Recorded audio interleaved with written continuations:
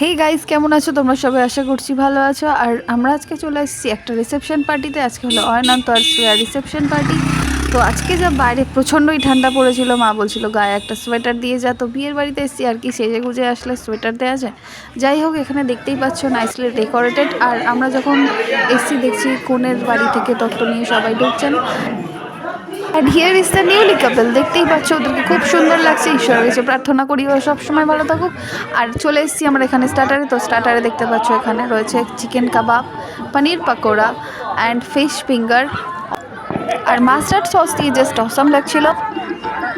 ডিনারে ছিল কড়াইশুটির কচুরি, কাশ্মীরি আলুর দম, salad and my most favourite fish butter fry. একসাথে নিয়ে নিলাম ফ্রাইড রাইস, গলদা মালাইকারি অ্যান্ড মাটন। ছিল পাঁপড় ভাজা, নবরত্ন চাটনি, রসগোল্লা, ছানার পায়েস। আমরা শুধু ট্রফি নিয়ে চলেছিলাম, ডেজার্ট স্কিপ করেছিলাম। এরপর কয়েকটা সেলফি তুলে বাড়ি।